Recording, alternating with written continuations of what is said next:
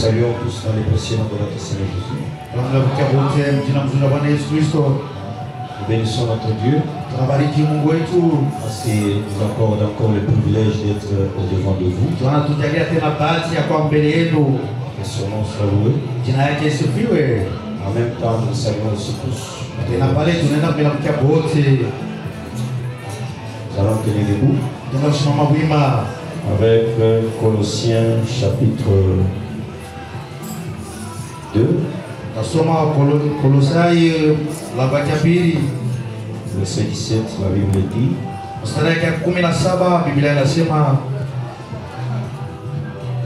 c'est l'ombre des choses à venir,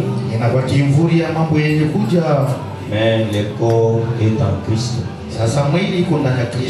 Prions. Seigneur Jésus, nous sommes ici pour toi.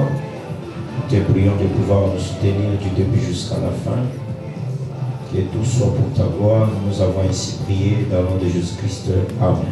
Amen. Vous allez vous asseoir.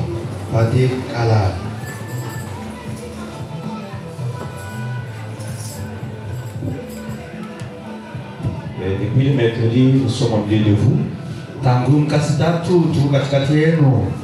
Je pense aujourd'hui, même on va se séparer. Et nous reviendrons car Dieu donnera encore l'occasion. Depuis le mercredi, nous sommes en train de parler sur l'histoire de Tamar.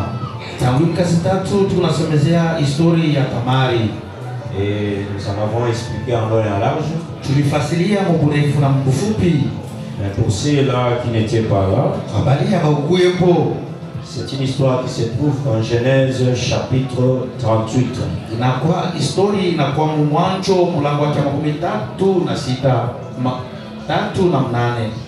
38, donc Genèse chapitre 38. La Bible nous parle là l'histoire du quatrième fils de Jacob qui s'était éloigné de ses frères et il est allé s'asseoir au milieu des Cananéens.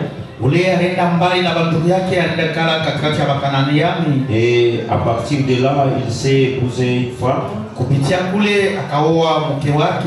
Et de cette femme-là, il a eu 3 enfants. Et après que ces enfants soient grandis, le premier, il lui a choisi une femme qui s'appelait Tamar. Alors cette femme-là, elle n'avait pas mis au monde.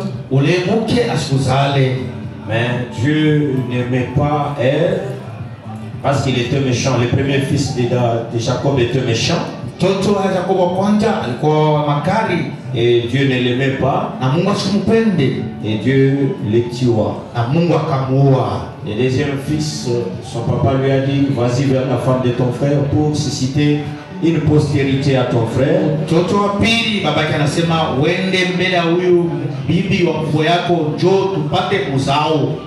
Alors celui-là aussi, en allant vers cette femme-là, il s'essuya par terre parce qu'il disait que cette postérité ne sera pas mienne. Alors que les yeux de cette femme-là devraient se tourner vers le troisième, mais le troisième était trop jeune. Il n'y avait pas moyen que celui-ci puisse l'épouser. C'est alors que le beau-père lui dira: non, retourne dans la maison de tes parents. Mais garde ou bien porte l'habit des veuves.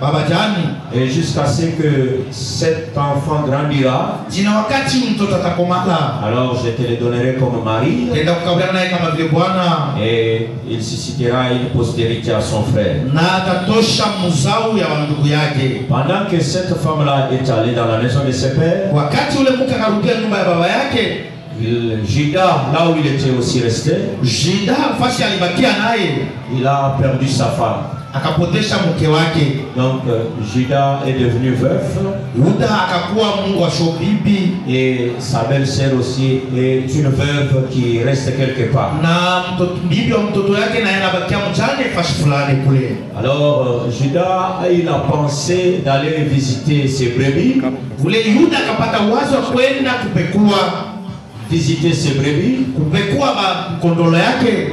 Alors cette nouvelle-là tomba dans les oreilles de Tamar. Ile kavumu ile ikatokea masikio ya Tamari. Alors Tamar aussi faisait une observation d'attendre que son beau-père lui donne Sheila. Ule Tamari anaanza kuchunga mke wake amkabulia ule mtoto wa tatu. Mais le beau-père ne lui donnait pas. Ule mke wake asiwaze mupa naye. Alors Tamar a enlevé l'habit de veuve. Tamari akatosha ile nguo ya ujana. Et elle porta l'habit de prostituée. Akavala nguo ya watasa. L'habit qui pouvait attirer. Ile nguo ilipaswa kukokota. Et elle s'est mise sur la route que son beau-père devrait passer. Akasimama mbarabara ile mke wake alipaswa kupita. Alors quand le beau-père passa par là, wakati mke wake anaanza kupita pale, il a aperçu une prostituée qui était au long du chemin. akaona kaba ule alikuwa mbarabara. Lui qui était accompagné de son ami, Yeye ule alisindikiza na rafiki yake, qui était son associé. ule alikuwa wake wa pamoja. Il lui dit, appelle-moi cette femme-là. Anasema unitie ule mke ule. C'était une prostituée que lui avait vue. Alikuwa kaba ule yeye aliona. Mais cette prostituée-là, c'était la Tamar, la femme de ses enfants. Ule kaba alikuwa Tamari ule bibi wa mtoto yake. Alors quand Tamar s'est approché de lui, Wakati Tamari akakamkaribie, Judas a dit à Tamar, Yuda akasema na Tamari, je vais aller avec toi. tenda na wewe. Alors Tamar lui dira, Tamari akasema, qu'est-ce que tu me donneras si tu viens vers moi? nini utanipa wakati utakaribia mbele yangu? Tamar lui dit, donne-moi un gage des choses. Tamari akamwonyesha unikabulie kitambulisho ya vitu. Parce que le beau-père n'avait pas quelque chose qui pouvait lui donner sur place. La chose était les chevreaux qui étaient au loin. Moko yake ashukua na kitu cha mupa pale, ilikuwa paka ngombe balikuwa mbali. Alors il lui dira, quand j'arriverai là-bas, je te l'enverrai. Wakati asema muonesha wakati tenda kule nitakutumia nayo. Alors la femme n'avait pas confiance. Ule mke ashukua na tumaini. Il lui a dit, donne-moi en gage quelque chose. Asema nikabulie kitu kama vile kitambulisho. Et il lui a dit, qu'est-ce que tu voudrais que je te donne? Yakamuonesha nini unapenda nikupe. Dit, si tu veux me donner, donne-moi ton cachet. Kama unapenda unipa unikabulie ile kashe yako. Donne-moi ton bâton. Unikabulie ile bakora yako. Et donne-moi ton cordon. Na unikabulie fimbo yako ya ufalme. La femme a demandé trois choses. Ule mke akaomba vitu tatu. Le bâton, Akaomba bakora, la corde, akaomba kamba yake ya le ufalme. cordon, Wala mkamba ya et il kifalme. lui a demandé son cachet. Na akamuomba kashe yake. Alors, Judas, comme il était dans le besoin, Yuda kama vile alikuwa na hamu yake, il n'a pas pu gérer ce que la femme lui demandait. yeye ashukukatale vile mke akamuomba. Il lui a tout donné Alimupa navyo selon la demande de la femme. kufuatana na uomba ya ule Et mwanamke. quand il est allé avec elle, Wakati alienda naye, Judas est parti Yuda akarudia et la femme aussi est rentrée. na ule mke akarudia naye. Au moment où la femme rentre, Wakati ule mke akarudia kwake, elle s'est déshabillée de l'habit de la prostitution. anatosha ile kanzo ya bundumba, Elle est retournée dans sa tenue de veuve. anarudia mwele kanzo ya ule Alors, bubatani. Judas, à partir de là où il était, Yuda kuna alienda, il envoie les chevreaux avec son ami. anatuma mbuzi na rafiki yake. Alors, quand l'ami arrive pour donner les chevreaux à la prostituée, Wakati rafiki yake anakuwa na bile vitu walimupa ule Tamari, quand l'ami vient avec les chevreaux, wakati rafiki yake anakuwa ile pour donner à la prostituée, afin de récupérer les cachets, les bâtons et la corde. Alors l'ami a cherché pour ne pas trouver. Parce que Tamar était déjà dans la tenue de veuve. Alors l'ami s'est permis même de demander aux gens qui étaient aux alentours. Il n'y a personne qui pouvait reconnaître qu'il y avait une prostituée ici. Alors quand Judas l'a appris, il a dit gardons ça secret. Sinon ça va jeter l'opprobre sur nous. Amen. C'est ça l'histoire sur laquelle nous parlons. Frère Branham dit, le diable, Satan, il ne supporte pas la Genèse. La Genèse, les livres Genèse, et aussi les livres d'Apocalypse. Parce que ce sont des livres qui mettent le diable en déroute. Alors si ces livres, nous sommes allés à découvrir que les choses qui étaient dites dans ces livres, c'est une ombre d'une chose qui était à venir. Parce que nous avons constaté en lisant Apocalypse chapitre 1er, là nous pourrons lire ensemble avec vous. Ce n'est qu'une récapitulation parce que Genèse chapitre 1er verset 8, nous prenons en partie. Nous sommes là, nous lisons. Genèse 1er, je suis l'alpha et l'oméga, dit le Seigneur Dieu, celui qui est, qui était et qui vient, le Tout-Puissant. Moi Jean votre frère, qui est part avec vous à la tribulation et au royaume de la persévérance. Et relisons. Moi Jean votre frère, et qui est part avec vous à la tribulation et au royaume et à la persévérance en Jésus. J'étais dans l'île appelée Patmos à cause de la parole de Dieu et du témoignage de Jésus. Je fus ravi en esprit au jour du Seigneur. Et j'entendis derrière moi une voix forte, comme le son d'une trompette, qui disait, ce que tu vois, écris-le dans un livre et envoie-le aux 7 églises, à Éphèse, à Smyrne, à Pergame et à Thyatire, à Sardes, à Philadelphie et à Laodicée. Je me retournais pour connaître quelle est la voix qui me parlait. Et après m'être retourné, je vis 7 chandeliers d'or. Et au milieu de 7 chandeliers d'or, quelqu'un qui ressemblait à un fils d'homme, vêtu d'une longue robe et ayant une ceinture d'or sur la poitrine. Sa tête et ses cheveux étaient blancs comme de la neige. Ses yeux étaient comme une flamme de feu. Ses pieds étaient semblables à des lérins ardents, comme s'ils étaient embrasés dans une fournaise. Et sa voix était comme le bruit de grands eaux. Il avait dans sa main 7 étoiles, et de sa bouche sortait une épée aiguë à 2 tranchants. Et son visage était comme le soleil lorsqu'il brille dans sa force. Na uso yake ilikuwa kama vile jua, kama vile anataka kuangaza mwapo wake. Alors allons-y vite avec Frère Branham. Twendeni baraka na ndugu Branham. Je lis d'abord directement la marque de la bête. Na kusoma alama ya nyama. Mon frère qui est au tableau là, il doit me pardonner. Des fois, ce que nous écrivons sur le papier, c'est pas ce que nous réalisons. Ndugu unatoka kuboti utaenda kutusamea saa zingine vile tunaandika aina vile tunasomaka. C'est une récapitulation que je fais pour ceux qui n'étaient pas. Hivi narudilia kwa baada ya kukuyeko. Alors dans ce sermon paragraphe 49, le prophète dit, Mwi mafundisho kunja mstari ya 49 ndugu Branham anasema, ou bien prenons d'abord 48. bebeni 48. Il est dit ici, nasemewa hapa, ses yeux étaient comme de flammes de feu. Macho yake kama vile nguzo ya moto. Il parcourait toute la terre. Anaanza kuzunguka bulongo mzima. C'est la description de celui qui marchait entre les 7 chandeliers d'or. Ilikuwa ule alikuwa anatembea mbinara ntaga. Et nous avons vu que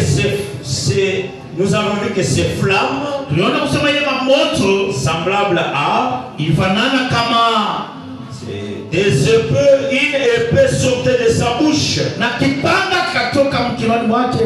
Et pour des suspensions, une épée à double tranchant. Na ile kipanga kama ngambo mbili ya makali. Et nous avons vu que c'était la parole de Dieu qui sortait de la bouche de l'église. Ona kusema ni neno la Mungu lilotoka kutoka mkino cha kanisa. Amen. Amen. Et qu'elle coupait même jusqu'à séparer les moelles des os. Ilianza kukata kama kwa kuatanisha na mifupa. Et qu'elle discernait les sentiments et les pensées du cœur. Ilianza kuchunguza mania ya moyo. 49. Nous avons vu l'église se tenir là dans sa beauté. Uliona kanisa kusimama kule dans sa beauté. Muwemo yake. Christ s'est façonné en elle. Kristo ikalitengeneza ndani yake. Et l'église portait un vêtement blanc. Na kanisa ilivala mavazi meupe. Et vous remarquez que c'était une femme. Mutenda kuona kusema ilikuwa mke. Sur la poitrine, pakilali yake, elle avait un vêtement qui couvrait sa beauté. Sa bonté. Alikuwa na nguo ile ilifunika wema wake. Et c'était, elle avait une ceinture d'or. Alikuwa na mkaba ya dhahabu qui cependant l'entourait et qui retenait cela sur sa poitrine. Ile ilimzunguka na ilichunga ile kilari yake. Les blancs, ça représentait la justice de Christ. Weupe kunaweza kuonyesha haki wa Kristo. Et la ceinture d'or représentait l'évangile. Na mkaba ya dhahabu ilionyesha evangelio. La prédication de l'évangile amène le Saint-Esprit sur l'église. Mahubiri ya evangelio inaleta Roho Mtakatifu kwa kanisa. Amen. Amen. J'aimerais lire pour que vous vous situez, que vous ayez même quelque chose.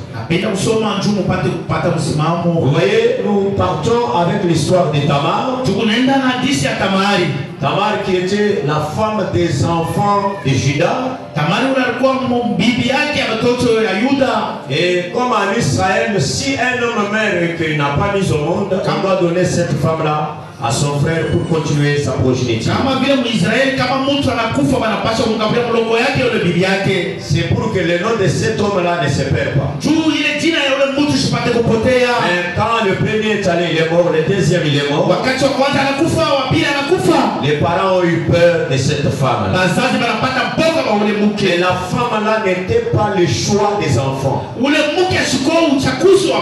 C'était le choix du père qu'il avait porté sur cette femme-là, afin qu'elle soit la femme de ses enfants.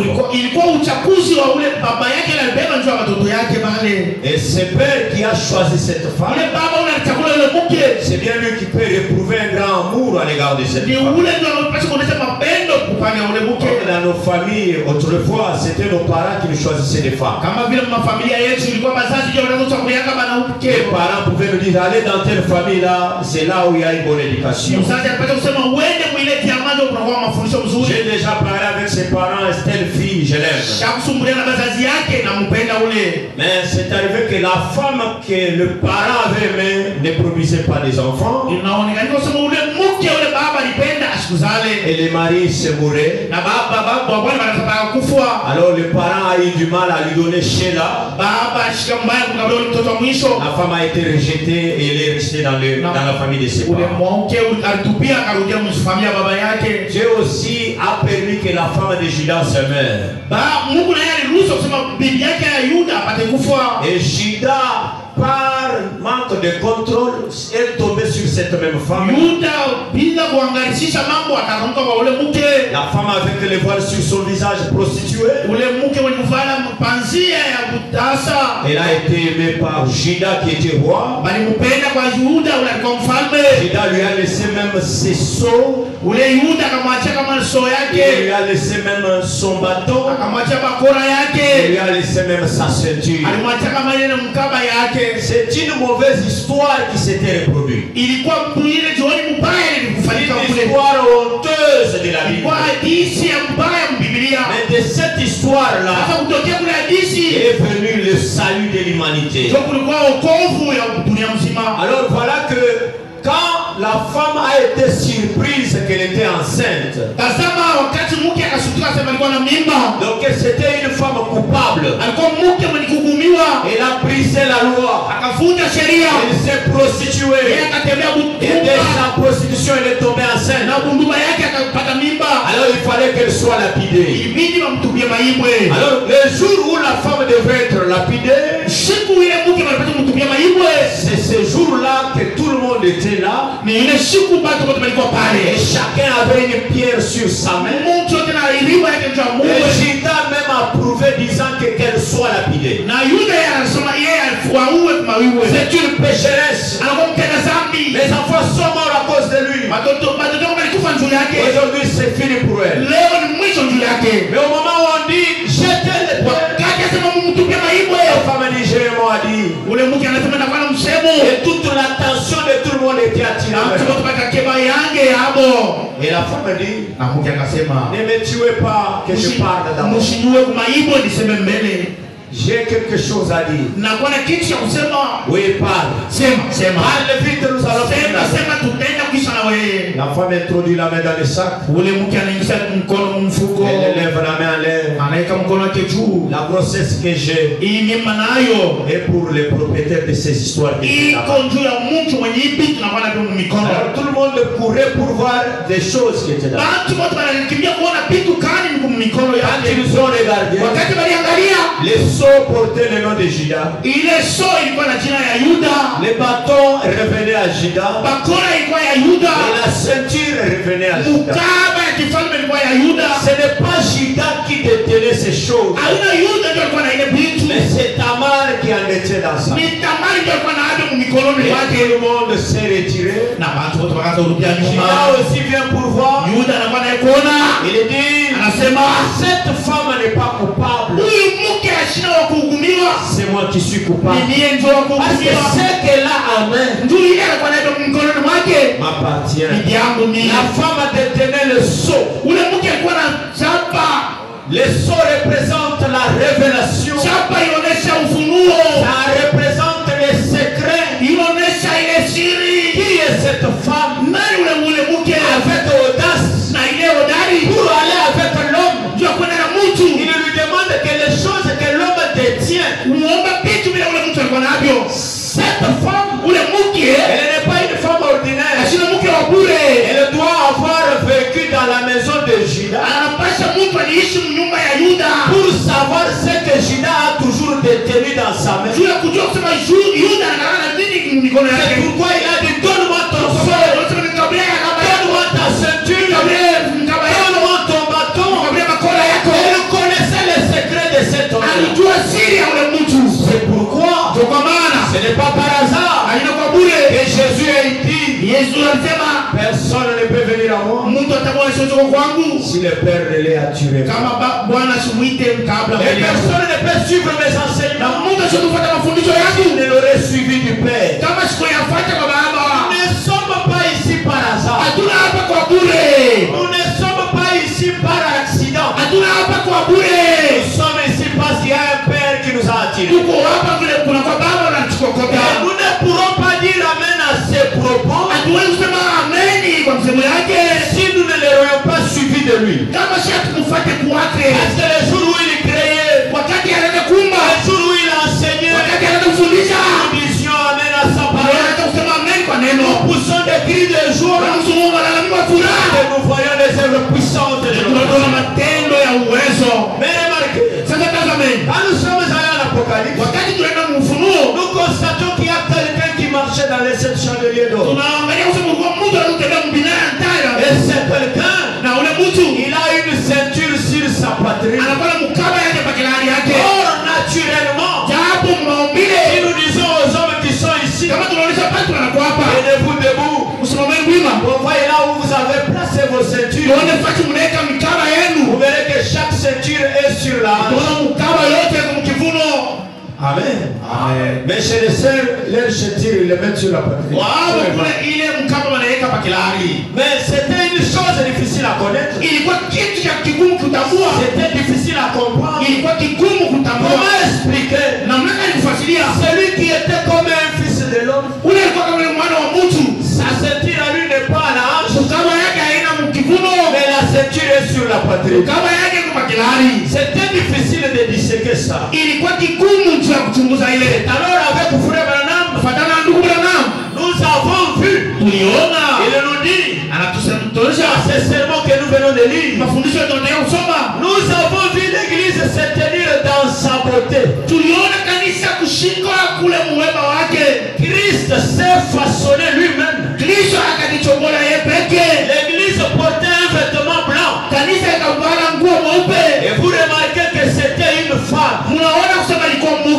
Le Shida, qui est devenu un avec Tamar. Tamar prend le visage de Shida. Et Shida prend le visage de Tamar. C'était un homme qui marchait dans les 7 chandeliers d'or. Quand l'œil prophétique regarde, ce n'est plus un homme, c'est une femme vêtue d'une robe avec sa ceinture sur sa poitrine. Cela nous interpelle. Et Shida, il avait engrossé Tamar. Et la grossesse de Tamar n'est pas une grossesse qui allait en arrière. C'était une grossesse qui allait devant. Mais elle devrait se tenir d'une ceinture autour de elle. Parce que la ceinture du roi Shida, Shida n'est pas parti avec. Il a laissé ça avec la femme. Et la femme détient ça sur sa poitrine. La ceinture sur la poitrine, c'est l'évangile en puissance. C'est la bonne nouvelle. Comme l'épouse est vêtue d'une robe blanche, elle est dotée d'une puissance. Et la ceinture du roi. Qui est ce roi? Pas Judas. Et les rejetons de David. Les rejetons de Judas. Il lui a donné même le sceptre royal. Amen. Amen. Balaam avait vu ce sceptre-là. Même le grand-père Jacob avait vu ça. Il avait dit, Shida, le sceptre royal de David.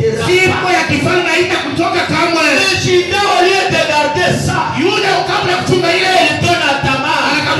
Qui est Tamar? La prostituée. Celle qui a perdu mes enfants. A tué mes enfants. Elle ne méritait pas d'être dans le sang. Mais Shida le lui donne.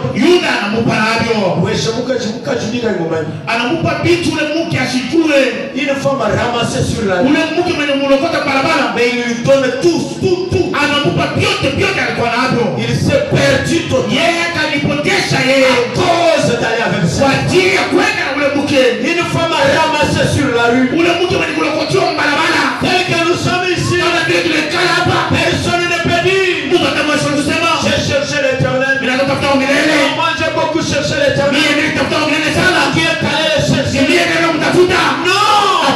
Le seul qui t'a cherché, c'est l'éternel. C'est lui qui avait eu l'envie d'être avec nous. Il a envoyé son ami. Qui est son ami? Il a envoyé le Saint-Esprit. Qui est son ami? Il a envoyé le prophète. Pour qu'il te cherche. Pourquoi Paul pouvait dire j'ai une grande jalousie. Parce que je vous ai fiancé à Christ. Je vous ai fiancé à Christ. Vous êtes des oliviers sauvages. Des oliviers sauvages. Chacun suivait sa propre. Nous ne savions pas ce qu'allait être notre sort. Nous étions de Benamulumba, de Benachitolo, de n'importe quoi.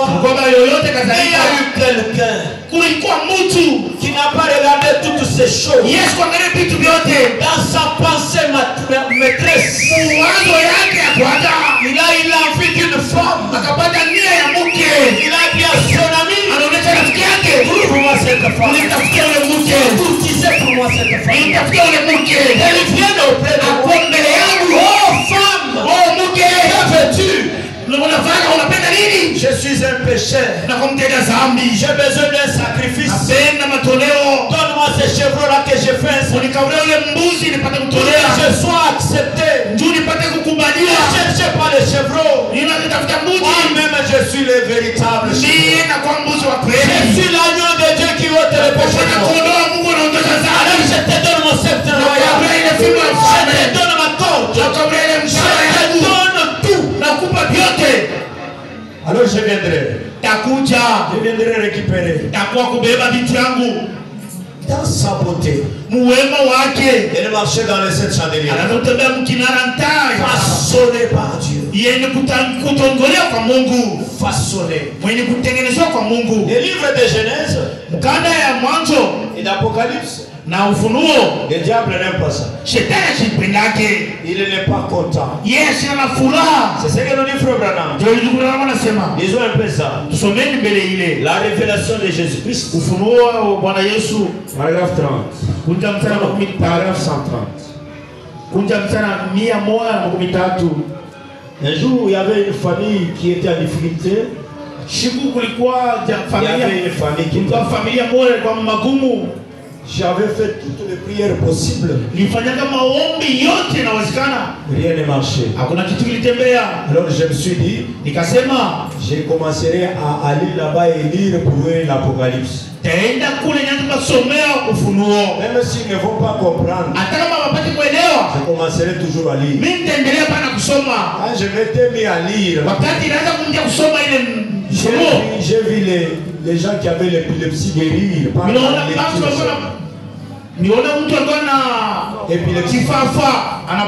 Guéri par la lecture. Parce que ce livre d'Apocalypse dit, heureux ceux qui lisent. Ou bien si vous ne savez pas lire, heureux ceux qui entendent. Donc la possibilité sur tout le plan. Si vous suivez seulement, vous êtes heureux. Si vous suivez seulement, vous êtes libéré. Si vous êtes attentif, vous lisez même, vous découvrez ce qui est votre identité. De savoir celui-là qui marchait dans les 7 chandeliers d'or, c'était l'épouse. Cette épouse, ce n'est pas un individu, c'est plusieurs personnes. Pardonnez-moi, ne bougez pas, laissez seulement, j'ai dit quelque chose. Les hommes qui sont maintenant en prison, ne bougez pas. Les hommes qui sont maintenant en prison, paragraphe 124, le prophète dit, vous êtes une partie de Dieu et je suis une partie de Dieu, mais je ne suis pas tout Dieu et vous non plus.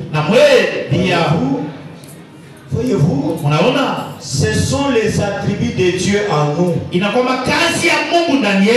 En tant que des fils adoptés par Jésus-Christ.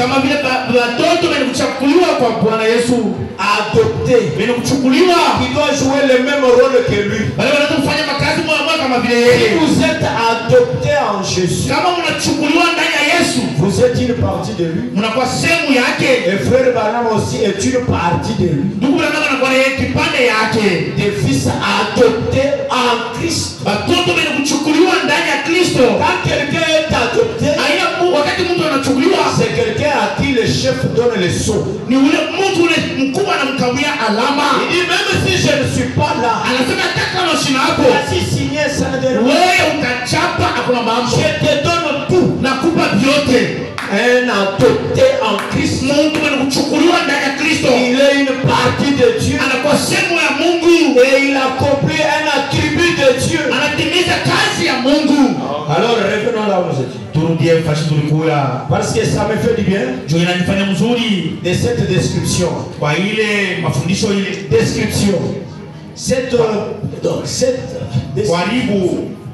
description, de la manière dont il est dessiné, cette personne, quelqu'un qui marchait dans les sept chandeliers, puissance, qui avait la ceinture sur sa hanche, et ses pieds étaient en feu,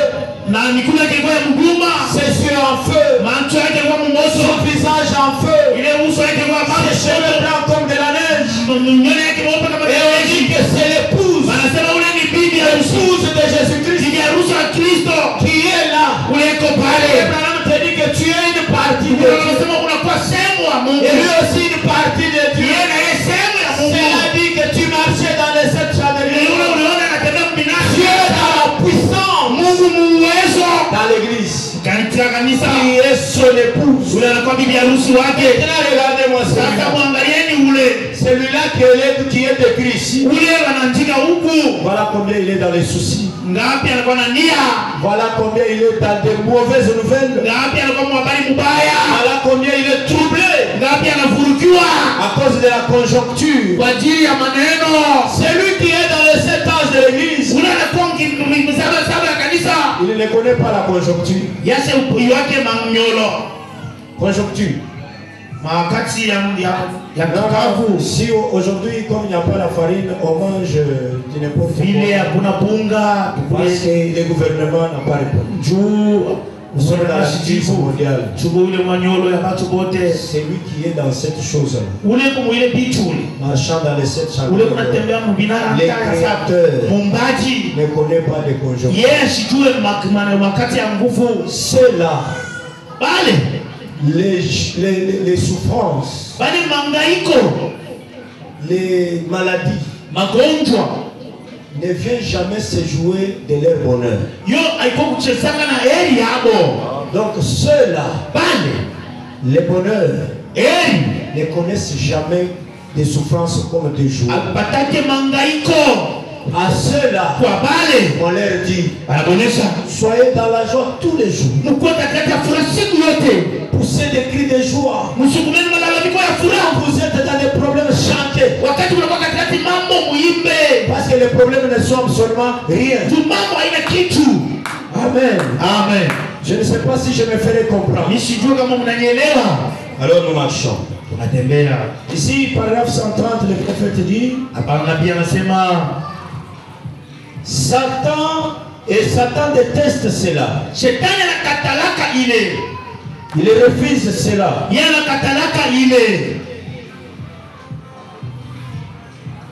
Oh là là. Combien il déteste cela? Il est dévoilé. Et ses plans sont dévoilés. Satan déteste l'Apocalypse et la Genèse. Je l'ai écrit ici. C'est tout à fait vrai. Amen. Satan déteste l'Apocalypse et la Genèse.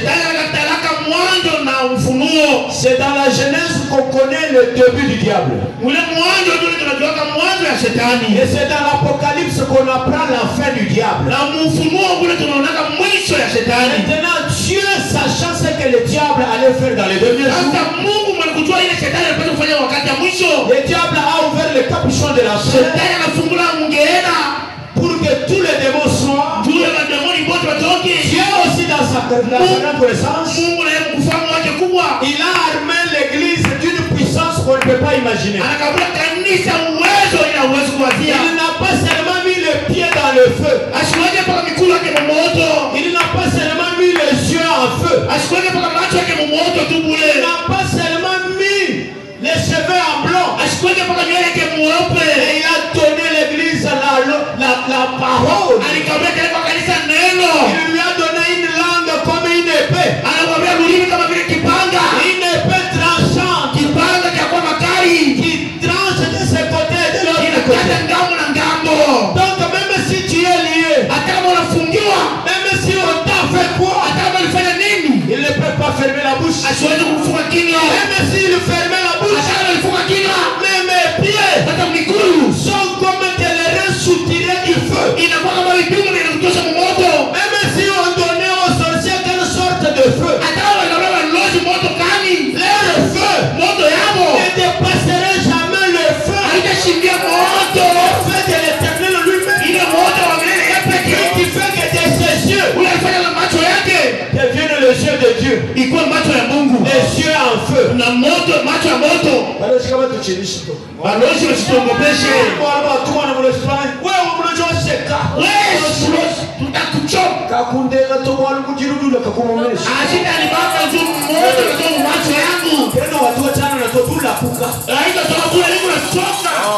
Et en plus, sur ma poitrine, il y a une ceinture en or. L'or typifie la divinité, la puissance de Dieu. Maintenu sur ma poitrine, lancé dans le monde. Même si je suis en distraction, même si j'ai tourné les deux côtés, la ceinture tourne aussi. Il n'est pas seulement d'or en avant, c'est toute la ceinture en or. C'est pourquoi les enfants de Dieu, vous ne devez pas vous tracasser. Ceux qui disent qu'ils sont enfants de Dieu, ils connaissent très peu de choses sur Dieu. Trop peu de choses. C'est comme l'exemple que Frère Branham donne souvent de cette fille-là qui avait l'appendicite. On devrait l'opérer. Alors, Frère Branham, en allant chez la fille-là, parce qu'il n'y avait plus moyen qu'on la prenne même pas à bord d'un bus. Parce que c'était déjà au terme. Une petite secousse, ça peut se casser.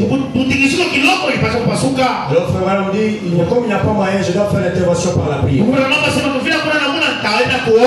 Alors il dit à la fille, est-ce que tu as la foi? Il dit, mais la foi, on nous prêche de cette foi partout. Moi-même je suis chanteur, je chante avec lui. Mon papa c'est un pasteur. La foi, nous connaissons la foi. Est-ce que tu as la foi? Oui, j'ai la foi. Ok, comme tu as la foi, bouge un peu ces bracelets. Prenons exemple, bouge un peu ces pendules. Il a dit bouger les pendules comment? À partir de là où tu es, tu te concentres sur ça et tu bouges ça. Frère Branham dit, c'est une chose que tout le monde peut faire. La fille a dit, je ne peux pas faire ça. Il dit à Frère Branham, est-ce que toi tu peux bouger ça? Il dit oui. Bougez alors. J'ai fixé les regards. Je l'ai bougé à droite. Je l'ai bougé à gauche. Je l'ai ramené au centre. Et j'ai enlevé le visage. La fille me demande, qui a bougé ça? C'est le diable ou bien c'est Jésus? Frère Branham lui dit, ce n'est ni le diable, ni Dieu, c'est moi. C'est toi. Ça c'est du spiritisme. C'est du spiritisme, la sorcellerie. Non. Beaucoup de chrétiens ne savent pas ce qu'ils sont. Ce sont de moindres choses. Mais ils ne parviennent pas à les faire. Ah, vous me regardez, vous dites, est-ce que toi aussi tu peux bouger ça? Est-ce que vous aussi pouvez bouger? La question vous revient aussi. Ce n'était pas dans un auditoire public. C'était dans une petite maison. Parce que si nous ne sommes pas tous d'un commun accord, comme nous ne sommes pas dans un commun accord, rien ne peut marcher. Vous verrez Jésus quand il arrive quelque part. Sortez tous dehors. Je reste seulement avec Jean, Pierre et Jacques. Parce qu'ils croyaient comme moi. Quand je leur disais, bougeons les parties, ils disaient, voilà le sang. Et ils bougeaient. Et toi, quand tu serais là, bougeons les parties. Même si tu ne le dis pas à haute voix, là, en souffle, ça brise le contact. Oui. C'est pourquoi frère Branham dit, ne dites pas à tout le monde vos visions. Ne parlez pas à tout le monde. Tu arriverais à dire à un autre, qui te dirait,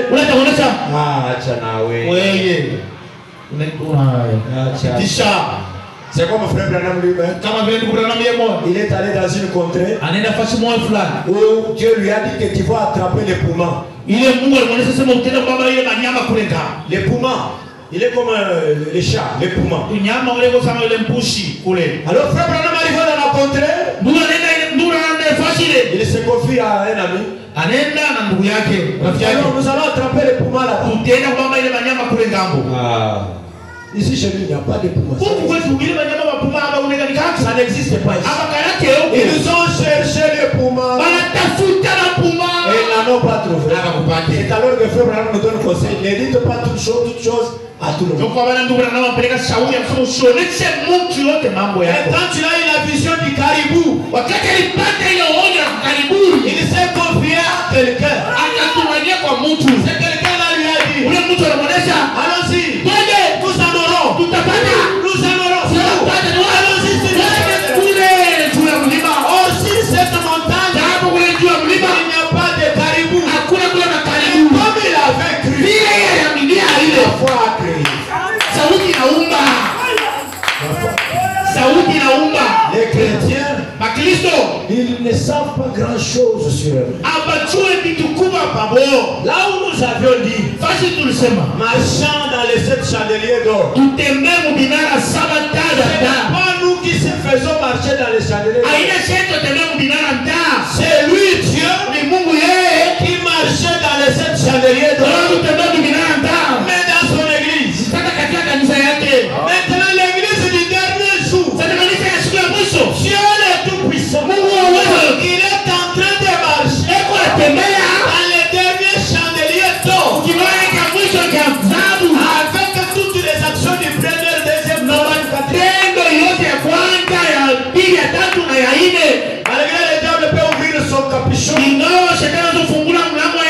mais nous avons aussi la puissance de cet âge. Amen. La vérité. Voilà. Aujourd'hui c'est 1h30 je pense. Mais il fait tellement chaud, je vois tout le monde est fatigué. Paragraphe 148 du même sermon, le prophète dit, il dit ceci. Mais dès que le temps vient où Dieu par le Saint-Esprit révèle de nouveau Christ dans l'église avec la puissance et les démonstrations de guérison des malades,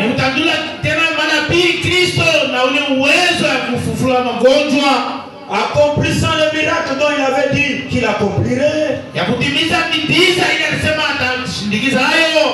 accomplirait avec les croyants. Voilà. Je relis parce que c'était le sang de temps. Mais dès que le temps vient où Dieu par le Saint-Esprit révèle de nouveau Christ dans l'église avec la puissance, les démonstrations de guérison des malades, accomplissant le miracle dont il avait dit qui accompagnerait les croyants. Alors Satan s'agite dans tous les sens. Même si vous ne le voyez pas, Satan en ce moment, il est en train de s'agiter dans tous les sens.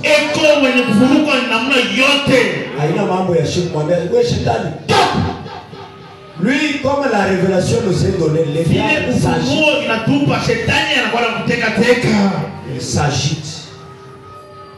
dans tous les sens. Lui, il est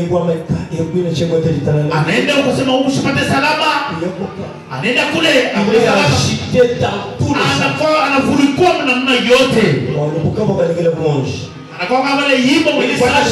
tous les sens. Et il s'en occupe. Révélation. Le diable maintenant s'en occupe. Qui nous trouble avec la révélation. Alors il s'en occupe. Avant ce temps, Satan ne s'occupe pas du monde, du nombre d'églises. Satan ne s'occupe pas du nombre d'églises auxquelles vous adhérez. Ça lui importe peu. Mais lorsque Christ vous révèle qu'il est le Fils de Dieu et que les œuvres qu'il a faites vous les ferez aussi, pas d'autres œuvres, mais les mêmes œuvres, le diable s'intéresse à toi. Est-ce que vous suivez? Réveillez-vous un peu. Si vous dormez trop, j'arrête. Parce que nous sommes venus pour vous. Quand vous dormez, vous arrêtez. Voilà, n'est-ce pas? Il est dit ici, ça ne dépend pas du nombre des églises que vous adhérez. Vous êtes ici, le diable ne s'intéresse pas. Vous êtes là-bas, il ne s'intéresse pas. Mais une fois que vous avez la révélation de qui est le Fils de Dieu, quand on parle de qui est le Fils de Dieu, c'est quand vous avez le Saint-Esprit dans votre âme, c'est alors que le diable s'occupe. Il voit, c'est ton mari aussi la révélation. Plusieurs personnes n'en ont pas. Plusieurs ont la connaissance parlée. Mais la révélation de qui est le Fils de Dieu.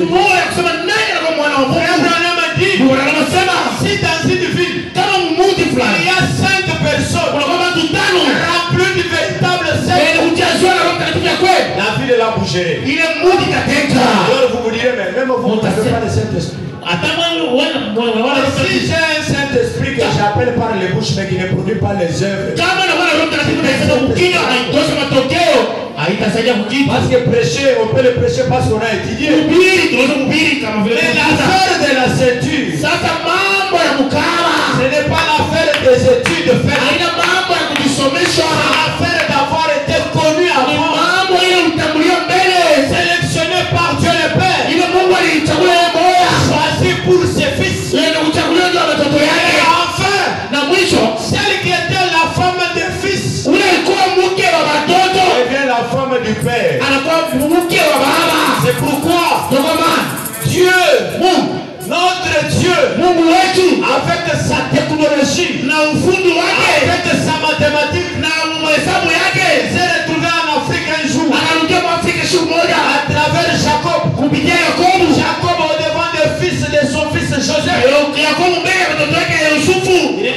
Anasema Joseph amène tes enfants. Yusuf leta watoto yako. Je vais les bénir. Nenda kubariki. Ces enfants Watoto ne sont plus tes enfants. aina watoto yako. Parce que tu les as eu au moment où moi je n'étais pas là. Uliwapata wakati mimi sikuwa Mais hapo. c'était tes enfants. Walikuwa watoto wawili. C'était quoi? Walikuwa nini? Israël. Ilikuwa Israeli. Et l'église des nations. Na kanisa ya Et mataifa. représentait ces Joseph. Ile maneno sawa ya Quand Yusufu. il s'avance pour venir, Wakati anakuwa na watoto na kubariki. il croise les mains. Yana kukunjamsha mikono yake. Joseph pouvait dire, c'est la vieillesse qui Ni ubusejo mnakufanya ubu. ne va pas bien. Saa zingine uone mzuri. C'est la chaise qui s'est cassée. Ni kiti jo Vous ilivunjika. me revenez. Voilà ce que bien. Murudishe. Alors revenez ici. Turudieni huko. Ce n'est pas le diable, c'est la chaise qui s'est cassée. Ni aina shetani, ni kiti jo kilivunjika. Alors, en Égypte là, Misri mule, alors au moment où on attire l'attention, wakati banakiwa yangi, Jacob croise les bras. Yakobo anakunjamisha mikono yake. Joseph lui dit, ce n'est pas comme ça. Asema ina hivi. Le plus âgé c'est celui-ci qui est à Huyu droite. mkubwa ni huyu mbele yako. Le plus petit c'est celui qui est à gauche. Uloko ni huyu anakuwa pembeni yako. Il laisse. Asema mwacheni. Je sais ce que je fais. Mimi najua kile mimi nasema Je nafanya. comprends ce que je fais. Naelewa kile mimi La nafanya. gloire Utukufu de l'église des ya nations, kanisa ya mataifa c'est la plus grande itakuwa kubwa que l'Israël. ya Israeli. Pourquoi? Kwa nini? Chez les Israélites, Kule kwa Yuda, Dieu le Père Mungu Baba était aux côtés d'Israël. alikuwa pembeni ya Israeli. Il n'était pas au-dedans. Ashukue ndani. C'est pourquoi, Toko man. vers les 7 ans de l'église, Vizazi ya saba ya il kanisa marche avec une ceinture sur sa poitrine. anatembea na mkaba pakilari. Qu'est-ce qui est dans le sein? Nini iko ndani La ya grossesse du maître. kinakuwa mimba ya ule mfundi. Je m'attends à quoi? Inachunga nini? Un fils promis. Inachunga mtoto mwenye kulakiwa. Comment il va venir? Namna gani anaweza kuja? Il viendra. Atakuja. Il viendra me dérober. Atakuya. Mais qu'est-ce que tu as là? Nini unakuwa nayo mule? Quand la grâce qui te reste à côté, Wakati ile neema inakuwa pembeni. de l'autre côté, Na ngambo ingine il y aura des anges kutakuwa malaika qui wawili. prêcheront la parole. Wale watahubiri neno. Moi je serai pris. Mimi nitakuwa cha kuchukuliwa. Car je suis dans la maison du Père. Wakati nitakuwa mnyumba ya baba. Je ne suis plus la femme de ceux qui sont morts. Mishi na tena mke wa wale washakufa. Ils sont déjà Wao morts. washakufa. Je suis la femme de celui qui est vivant. Mie niko bibi wa ule uko unaishi. Tu n'as pas honte de lui? Hauna na haya juu yake. Est-ce que c'est moi qui l'ai cherché? Eti ni mimi ndio nimemtafuta. Mais c'est lui qui est venu, Si monsieur. yeye ndio alikuwa anitafuta. Mais c'est lui qui m'a donné cette Ni grâce. yeye ndio alinipa hii mimba. Lui ne me voyait pas au visage. Yesu kunione kuuso Il yangu. n'a pas besoin de voir ton visage. Asikuwa lazima kuona uso yako. Les mêmes visages qu'on appelait des bandits. Ile uso wanatukuita Les bandi. mêmes visages là. Ile uso moya Que moya. les gens critiquaient. Ile watu wanataka kusimanga. C'est les mêmes visages Paka ile uso moya moya. que lui a pris. Yeye alibeba. C'est les mêmes visages Paka uso moya moya. que lui a pris. Yeye unaichukua. Il a pris ton nom de prostituée. Anabeba ile jina yako ya butasa ya busharati. Et il te donne son nom. Anakabila jina yako. Il te donne son nom. Yeye anakupa jina yake. Quand tu marches, Wakati unatembea, ce n'est plus Kashika qui marchait. aina kashika tena unatembea. Maintenant c'est Christ qui marche. Hapa ni à travers toi. Kristo unatembea. Il marche à la poitrine bombée. Anatembea kilari kile kufimbisha. Au comportement de David. Ile matabia ya Yahudi. Ou qui pouvait dire. Ile alipata kusema, Mais qui est cet incirconcis?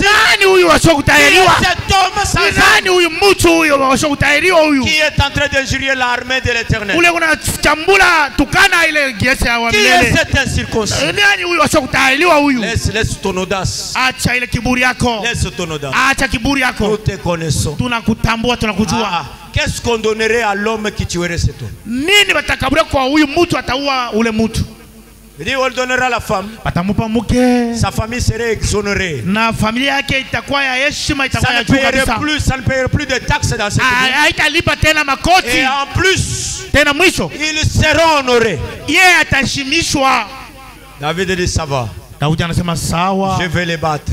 mimi nitaenda kumuua. Je les frappe dans le nom de l'éternel. Tamuua mjina ya wa milele. David qui frappe dans le nom de l'éternel. Daudi anapiga mjina ya wa milele. Or, éternel, c'est pas un nom. Japo wa milele haina jina. L'Éternel c'est pas un nom. Wa milele haina jina. Mais quand David s'incline sur la terre, wakati Daudi anakundama chini, au lieu de prendre le nom qui constitue l'Éternel, kabla kubeba majua inafanya jina ya wa milele, il ramasse 5, analamuka analakuta majua 5, njoo kuonesha toi des nations, wewe wa mataifa, pas l'Éternel Dieu, hauna wa milele Mungu, tu as Jésus-Christ, uko wana Yesu Kristo au-dedans de toi, ule wana ndani yako, pour frapper Goliath n'importe où, njoo kupiga Goliath namna yote, n'importe quand, na wakati yote, même si dans le sommeil, hata kama ni msingizi, on me réveille, unalamuka hivi, Goliath est là, bana weka kule, ce n'est pas mon affaire, haina mambo yangu, c'est l'affaire de celui qui m'a donné ça, ni mambo ya ule ananipa hayo. c'est ce qui me préoccupe. Mais quand le diable voit que tu connais ça, c'est alors qu'il te regarde. Comment tu dois marcher toi qui as Christ au-dedans de toi? Même si les gens t'injurient, j'ai une responsabilité. Je suis le témoin qui est sur la terre pour manifester les œuvres de Christ. Même si vous crachez sur mon visage, peu m'importe, ça ne m'intéresse pas. Mais comment tu portes comme ça? Je suis engagé de mari, il m'a donné une robe blanche, je suis une femme en fiançailles, je dois marcher pour honorer mon mari. Et la ceinture ne s'est pas détachée. J'ai un sceptre royal, j'ai un bâton, un bâton de commandement, un bâton de commandement. Même si le diable pouvait dire, cette année tu vas mourir, c'est le diable qui l'a dit. C'est le diable qui a dit, cette femme est tombée grosse, nous devons la lapider. Mais quand l'homme est venu, non, tu ne vas pas mourir. Des vivants j'étais mort, maintenant j'ai vu.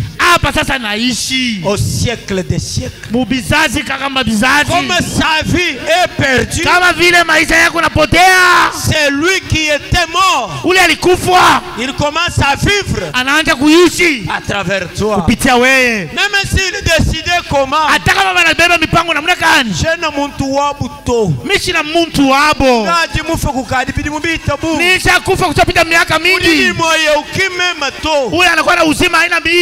même si la Covid venait, ça m'importe peu, ça ne me regarde pas. Même si la crise mondiale venait, ce n'est pas mon affaire.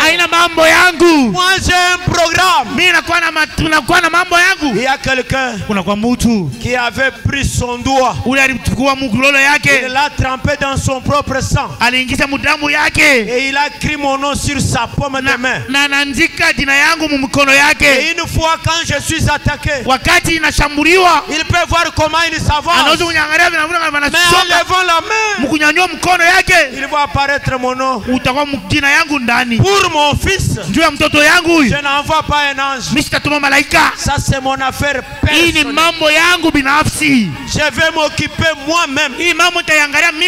Qui est celui-là qui condamnera celui que Dieu a béni? Qui jugera celui que Dieu a béni? Qui partira en procès contre celui-là que Dieu a béni? Pendant qu'il me choisissait, je ne l'avais pas sollicité. Il n'avait même pas demandé à mon père pour que je sois choisi de lui. Il a laissé mon père mourir un ivrogne, parce que moi je fais pour que je sois choisi de lui. Il a laissé tout le monde, il m'a choisi moi. Pourquoi? Qu'est-ce que moi je fais? Hein, toi tu as fait quoi? Pour que tu sois dans ce glorieux message, pour que tu retrouves ton identité, même si le haut et le bas, Nous pouvons parler comme David. Même si je marche dans l'ombre de la vallée de la mort, je ne crains aucun mal, car ton bâton et ta houlette me rassurent. Les bonheurs m'accompagneront tous les jours de ma vie. Tous les jours. Ne vous faites pas de soucis. Enlevez les soucis. Alors, je ne saurais pas tout lire, j'arrête. Avec cette vision. La vision de Junior Jackson. Je pense que vous connaissez ça. Je peux lire ça. Messieurs, est-ce le signe du temps, de la fin? Quand le diable apprend ça, il est mis en déroute. Même si tu avais quoi que ce soit sur l'école qui n'allait pas bien, tu peux même te lever et faire un mouvement. Seigneur, je te dis merci parce que le diable est mis en déroute. Il est troublé. Il a un mot de tête en ce moment. Le diable a un mot de tête. Il est dit ici, page 14. C'est le paragraphe. Ici, il n'y a pas de paragraphe. Bon, je lis. Toi, tu suis là-bas. Je suis le page 14 vers là-bas. Frère Branham dit. Donc, je prends un cours alors. J'ai répondu. Il dit simplement pour vous montrer comment Dieu traite avec ces gens. Je dis ceci de tout mon cœur. Je ne connais pas une assemblée dans le monde entier. Une assemblée où je crois que l'Esprit de Dieu se trouve davantage que dans cette assemblée. Ils ont leurs différences. Ils ne sont assurés pas encore. Donc, ils ne sont assurément pas encore arrivés là où ils devraient être. Aucun de nous, mais ils sont aussi proches que n'importe qui d'autre que je connais. Il parlait de l'église de Junior Jackson. Il dit, il n'y a aucune église dans le monde qui a de l'esprit comme ici chez Junior. Or, quand Junior était sorti du Branham Tabernacle, les gens de Branham Tabernacle l'avaient dit, ce sont des poules mouillées ou bien des corbeaux.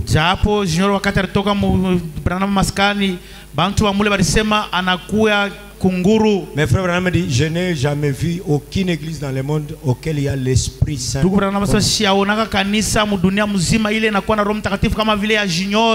Maintenant, pour vous montrer, frère Jackson a eu un songe. Il ne pouvait pas s'en défaire.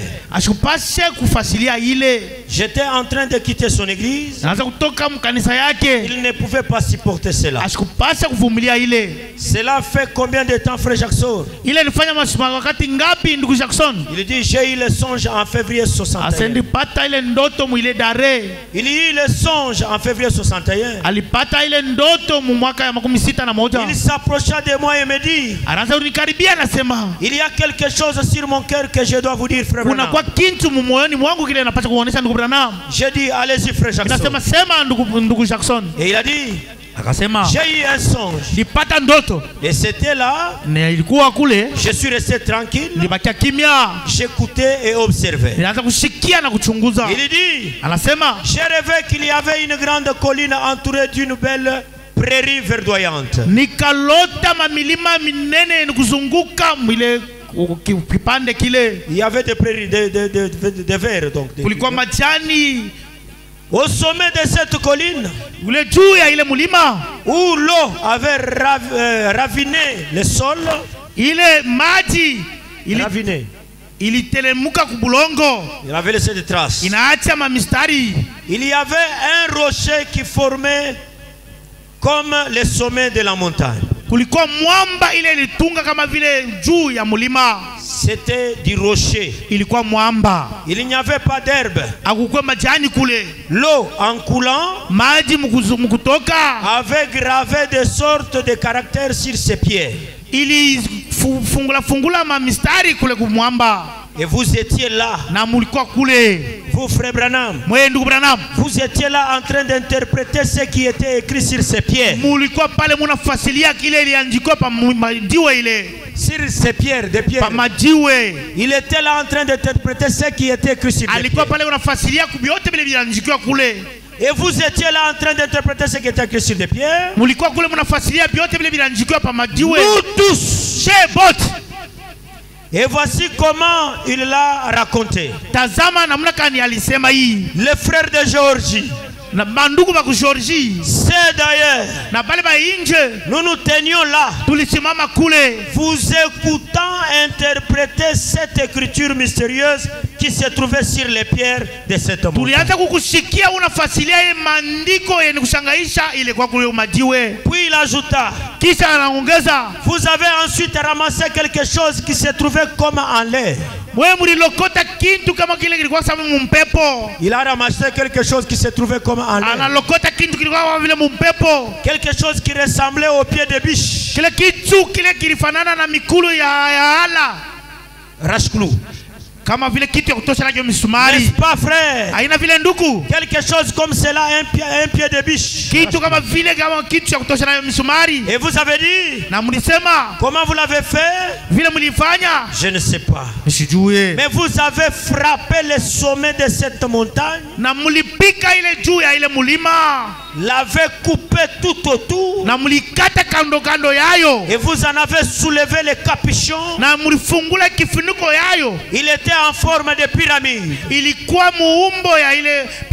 vous avez complètement détaché le sommet.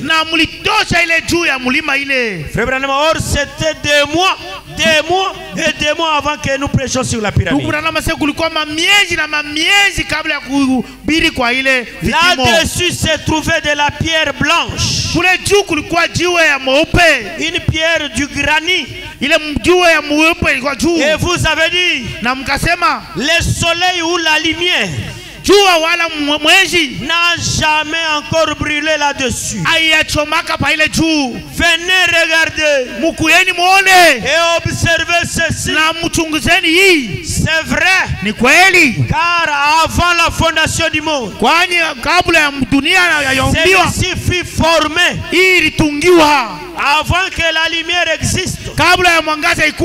Nous le savons tous. Dieu se mouvait au-dessus des eaux. Et alors au commencement, il parla pour que la lumière vienne. Naturellement, et là-dessus, dans l'âge de cette formation, la lumière n'était jamais venue sur cette pierre. Il dit, regardez là-dessus. La lumière n'est jamais venue là-dessus auparavant. Lorsqu'ils furent tous montés, je leur dis, observez cela. Restez là. Observez cela. Et ils vinrent tous regarder. Mais il dit que pendant qu'il regardait cela, il regarda du coin de l'œil. Frère Junior Jackson ou tout agadis comme le seka. Il regarda du coin de l'œil. Je crois que c'était ainsi à m'observer. Je me suis glissé de côté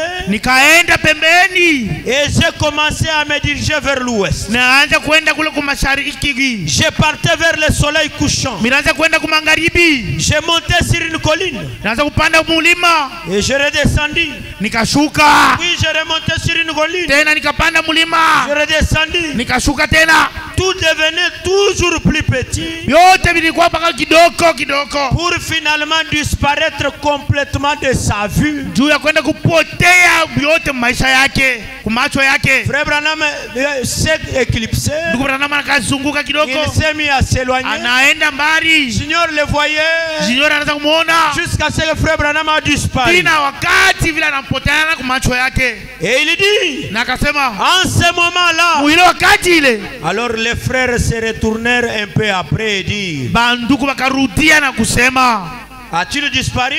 Anapoteana? Où est-il allé? Anaenda wapi? Et il dit que c'était certains partirent dans cette direction. Anasema alienda ingambo. Certains partirent de cette direction. Bengine banaenda ingambo. Frère Branham les avait dit restez sur ces sommets, observez. Ndugu Branham alibonesha mubakieni pa mulima ni muangalieni. Et qui suivaient l'interprétation. Bo banaanza kufuata matafsiri. L'interprétation de ce qui était écrit sur des pierres. Matafsiri ile iliandikiwa pa jiwe. Arrivé au sommet, kufika kujuu, il y avait une pierre qui n'avait aucune écriture. Kulikuwa riba ikuwa na maandiko. Et il leur dit restez. Anasema mubakieni. Restez assis. Mubakieni mwenye kukala hapa. Suivez l'interprétation. Mufateni matafsiri ya hii. Quand Frère Branham s'éloigne, wakati ndugu anaenda bari, ils sont regardés. Banaangaliana. Il est parti où? Yeye anaenda wapi? Et comme il est parti, vile anaenda, ils commencèrent à reculer. Banaanza kurudia nyuma. Celui-ci part dans telle direction. Huyu anaenda ngambo yake. Celui-ci part dans telle direction. Hapa wanaenda na ngambo yabo. Et ici il dit, hapa wanasema très peu seulement. Bantu kidogo tubule.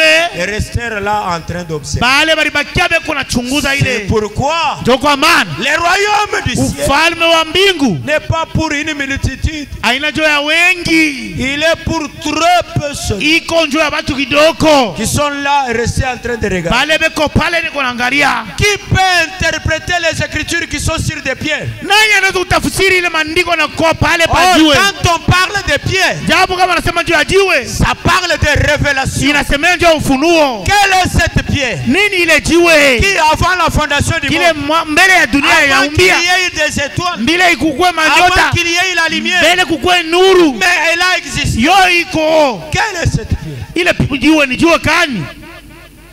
Or quand tu le créais, japo wakati anaanza kuumba, il y avait des pierres qui poussaient des cris. Kulikuwa majiwe yanaanza kusukuma malalamiko furaha. Il y avait des fils de Dieu qui poussaient des cris. Kulikuwa watoto wa Mungu wanaanza kulalamika malalamiko. Ils n'avaient jamais vu le soleil. Bala hawakuone jua. Le soleil a existé après. Jua ikakuwa mwisho. Dieu est éternel. Mungu eko wa milele. Les enfants sont aussi. Batoto yake na bobeko ba wa milele. Les enfants de Dieu n'ont pas de commencement. Batoto ya Mungu bana na mwanzo na bana na mwisho. Des fois moi je m'embrouille dans ma compréhension. Saa zingine mimi ninavurukwaka usikilizo wangu. Moi je ne fête pas l'anniversaire. Mie shifurahi wake kuzalika kupya. Je me dis que je suis éternel comme mon Dieu. Mimi nasema mie na kwa milele kama vile Mungu wangu wa milele. Je dois fêter comme moi. Tenda kufurahiwa tena njua nini? Ce n'est pas votre compréhension, ça c'est ça m'engage que moi. Kushikia kwenu hii ni mambo yangu mie. Je dis je suis éternel. Mie niko wa milele. Mais si vous trouvez l'occasion de fêter, fêtez. Kama mnapata bahati ya kufurahiwa kuzalika kwenu. Moi même quand ça arriverait, je ne te dirai pas que c'est déjà arrivé. Wakati mimi inakuwa kwangu, mimi sitanionyesha atasema ni siku yangu nizalikwaka. Parce qu'avant la fondation, juu kabla ya mwanzo ya dunia, il y avait des pierres kulikuwa majiwe qui ont été interprétées. Ile ilitafsiriwaka par le ministère de Frère Branham. Kupitia huduma ya ndugu Branham. Et Frère Branham a dit, ndugu Branham asema, restez ici. Bakieni hapa. Restez ici. Mubakieni hapa. Que vos yeux soient ici. Mo mbakieni hapa. Pourquoi? Kwa nini? Parce que la Bible dit. Juu Biblia inasema. En Apocalypse chapitre 2. Mufunuo mlango wa pili. Verset 17. Mstari wa 17. Ceux qui vaincront. Bale watashinda. Ils mangeront la manne cachée. Batakula mikate yenye kufucha. Pas seulement la manne cachée. Haina paka mikate yenye kufucha. On leur donnera un caillou blanc. Batabapa jiwe mweupe. Un caillou blanc. Ile jiwe mweupe. Qui serait mis où? Ile itawekewa wapi? Dans le cœur des hommes. Mamioyo ya batu. Un caillou tendre.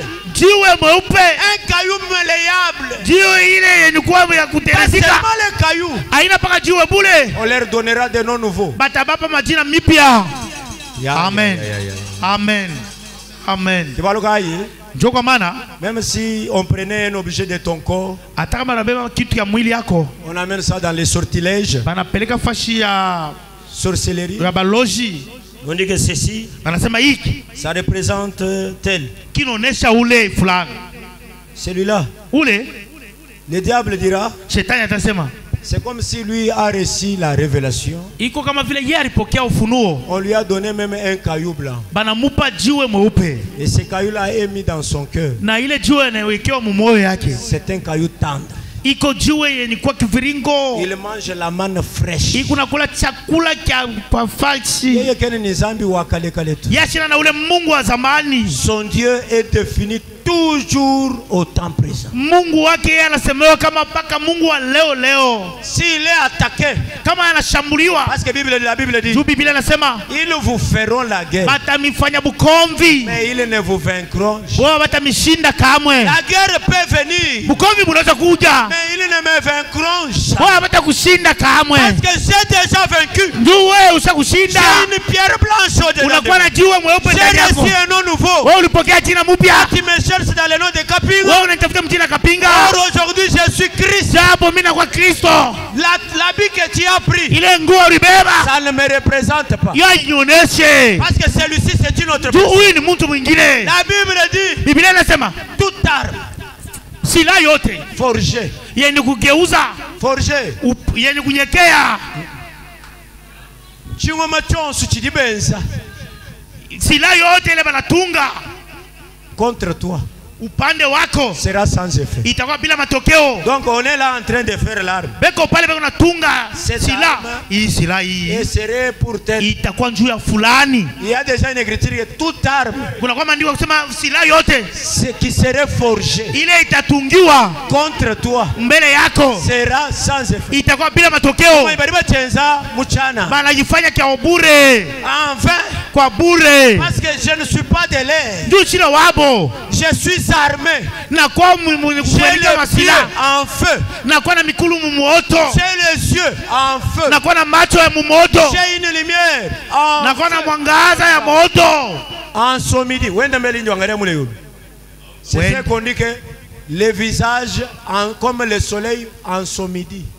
Wende wangalie mbele juu inje jua. C'est ça le visage de celui qui marche. Njoo ile uso ule unatembea. Alors pourquoi nous tracasser? Kwa nini tulihangaishe? Pourquoi pleurnicher? Kwa nini tuanze kuliakana? Même si j'ai pas encore mis au monde. Hata kama uyazala. Je sais qu'un jour. Mimi najua kusema siku moja. Mon témoignage. Ushuhuda wangu